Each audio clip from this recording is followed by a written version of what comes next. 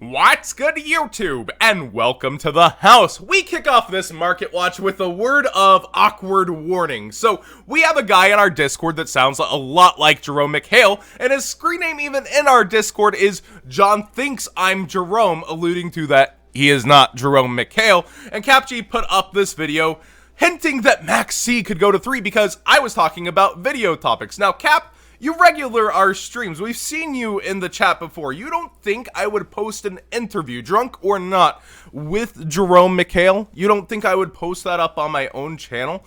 Well, you got debated, somewhat understandably so. I thought it was coincidence when we talk about video topics that they would appear on your channel a little later, like top 10 misprints was one we were going to do, and could Maxx save Yu-Gi-Oh! Was going to be the next one, but I see how it is now, CapG. But sincerely, go ahead and go over here. Forgive me, I must do this one time. Like this comment, bump it up in his comment section so people know it's not a joke, and don't go buying Maxx for the greater good until he either privates it or keeps debating people. Millennium Eyes Restrict is at 31 freaking dollars. Let's go ahead and switch to that market watch layout. 31 freaking dollars. Will this last? I don't think so. It's a decent buyout, actually, when you consider that Legendary Duelist hasn't had any of its cards reprinted that I'm aware of that were original to Legendary Duelist, and this one actually sees the most meta play out of most Legendary Duelists. So, will it last? No, I expect it to fall back down towards 20, but it might permanently get that baby bump up from where it was at as a meta card. We do see it already falling, or, I mean, the foreign ones maybe not bought beforehand, towards 26, 30, etc. So, it's not quickly falling back. There's just this one Canadian one under 30. My opinion on it still, though, decent buyout for whoever did choose to go after this. I think it would have been a group of people or maybe just one. Who knows, really. But there's still the option that sees more play, which is Thousand Eyes Restrict. You see this tech in Thunder Dragons more so. I get the ability to quote-unquote counter hand traps with this one, but you're still going to usually transition away, so I find Thousand Eyes Restrict to be a better meta call.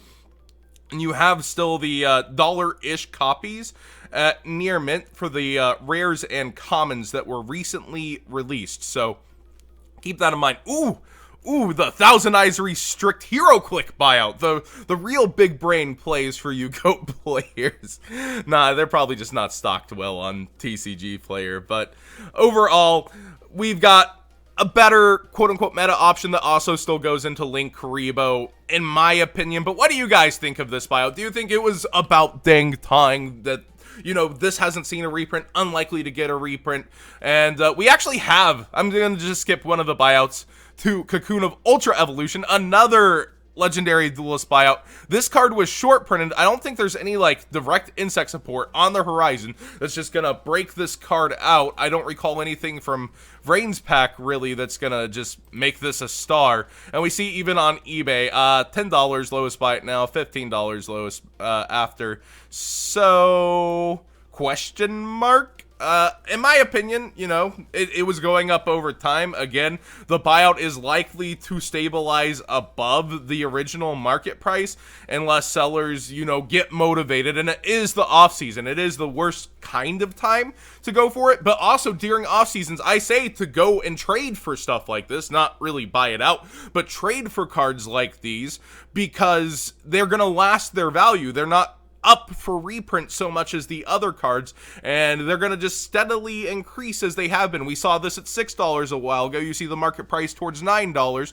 Just steadily, the Duelist pack cards seem to increase because there's a low quantity of them naturally. You're not getting ripped open by the thousands of boxes for these cards and excitement. So interesting little development between these two Duelist pack buyouts. We also have Vampire Fräulein going on up into a pretty massive buyout towards $9. This was actually, I think, towards $5 or $6 when we saw it on the live stream on Sunday. So it's actually continuing to trend upwards from there, which is pretty insane. $7.80, $8. Now, zombies could be relatively good after the ban list, and I think there's a regional top list with zombies somewhere out there. So interesting to see that it also played Fräulein. It's decent support, and I don't know. I don't know the future of zombies. Are zombies worth it? Obviously, they're relatively budget thanks to that structure deck that came out. So the other pieces will naturally rise, worth it or not over time. But I think zombies have a lot of latent potential. It really just depends how the ban list shapes up, though. Like, if Armageddon Night goes, Unizombie seems like a pretty darn strong option now, doesn't it? So we'll have to watch and wait to see kind of the future of the deck for zombies and how it competitively takes form and shapes up. Next up, we've got Thunder Dragons. Oh, they're falling. I guess winter is here. The price is cooling off a little towards under $70 now. One of the cheapest prices we've seen for Colossus, with only 2 top cut slots the last YCS, and I believe the next YCS in Europe has Summon Sorceress legal as December 9th. We have them getting the special edition for Soul Fusion with Summon Sorceress in it. Very interesting developments. And we also see the rest of Thunder Dragons just starting to lurk downwards. Thunder Dragon Dark towards $15 from its $21 price point. Roar was up towards $16, $17. We see it down towards $11. Titan falling all the way to $6. So grossly underestimated. So depending how the ban list shapes up, you could see this deck take over dominance. It's definitely not something you want to completely ignore when the ban list shapes, forms its options, and shows us how the meta might carve a path. Do not forget about the cheaper parts of this deck as that happens, but will it take over? It really depends on the other hits, but you guys are doubting me on the offseason. I've seen it in the comments. John, the offseason isn't really here. There's another YCS in Europe. Well, to that I say the American market doesn't really shape up too much hype in the winter unless something insane happens, and even if something insane happens, it doesn't mean it's going to pop off. Look at that, Bigfoot down $5 more from last market watch, just creeping so fast down from 30 all the way to under 20. But look, Cyber Dragons, hey, they got 2 slots at that last YCS, didn't it? We featured this last time on Market Watch.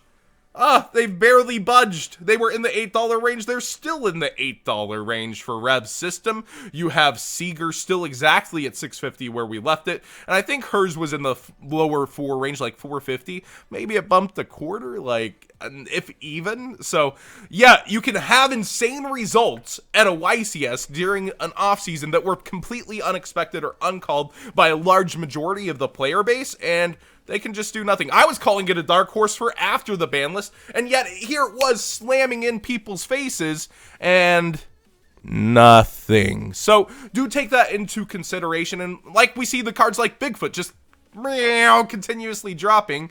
Like, it's just crazy. The off season is here. You're gonna see prices continue to fall, continue to get more competitive as people want to keep flipping their cards, get turnover, get rid of things that aren't being played, especially the non-meta cards. They're gonna be kind of falling flat on their face. And speaking of that, we have Engage now under $40 as people continue to try to predict the ban list. We've just seen Engage almost every market watch drop.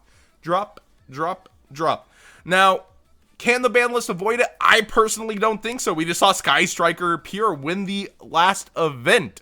Like, is Konami really going to ignore a deck taking a large chunk of each top cut and still being used as a engine inside of certain Trickstar decks? I don't necessarily think so.